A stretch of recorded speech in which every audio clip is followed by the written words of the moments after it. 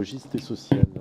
Oui, bonjour, merci Monsieur le Président de votre présence ce jour pour débattre avec nous dans une période qui est effectivement un peu singulière. On est d'ailleurs avec Monsieur Ray, qui était ici présent dans la salle, co-rapporteur d'un rapport de la délégation sur les incidences du PLF sur l'ensemble des niveaux de collectivité.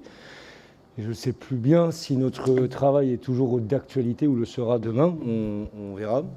Et je crois d'ailleurs que si il devait ne plus l'être, ça ne serait pas son lien avec la situation que vous avez décrite, qui effectivement, en tout cas à titre personnel, m'a interrogé sur l'ambition que la nation portait à l'endroit des grandes questions que vous avez citées, la solidarité en particulier, la solidarité sociale ou la solidarité territoriale, dont j'estime que ce budget mettait à mal nos grandes ambitions sur ces questions. Et il y a évidemment une forme de cri d'alerte que vous nous adressez ce jour.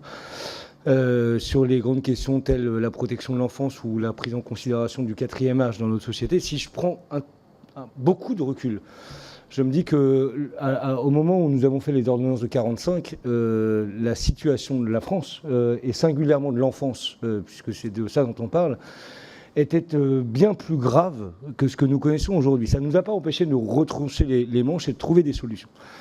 Et pour ma part, je veux croire que cette ambition, on peut toujours la former et trouver des solutions adéquates, certes avec deux contraintes, à mon avis, fortes.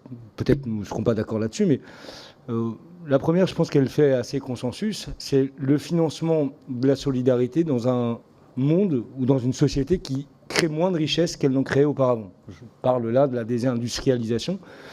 Et qui tendanciellement éprouve les moyens de l'action publique en même temps que la demande sociale ne cesse de croître. C'est un effet ciseau assez conséquent et qui interroge toutes les sociétés européennes à minima, et qui, je crois, est la vraie question de fond et dont il faudra saisir à terme. Et à laquelle on a, à mon avis, fait des mauvaises réponses quand on a confondu la politique économique avec la politique fiscale. Parce que ce que nous payons aujourd'hui, c'est aussi la perte de recettes pour l'État et pour les collectivités territoriales, équivalente à 62 milliards d'euros par an depuis l'ensemble des mesures qui ont été prises depuis 2017. 62 milliards d'euros par an, c'est pas rien. Quand on s'interroge sur le financement de l'action sociale, de la solidarité territoriale, les efforts qui étaient demandés aux collectivités que pour ma part je considérais comme trop importants, ils représentaient à peu près 10 milliards. Donc 62 milliards, vous voyez le gap.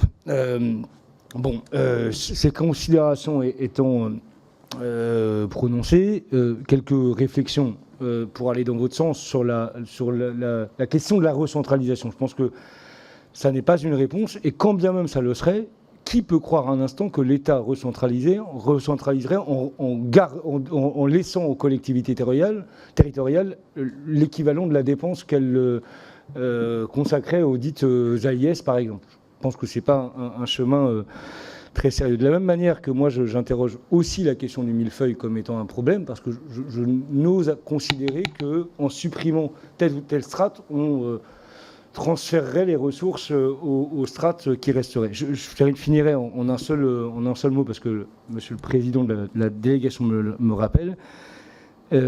Quelle piste de ressources propres pour les collectivités territoriales et en particulier pour les départements est-ce que vous envisagez? Je vous avais cité la CSG, est-ce qu'il y en a d'autres? Comment on peut financer demain la solidarité sociale et territoriale dans nos territoires?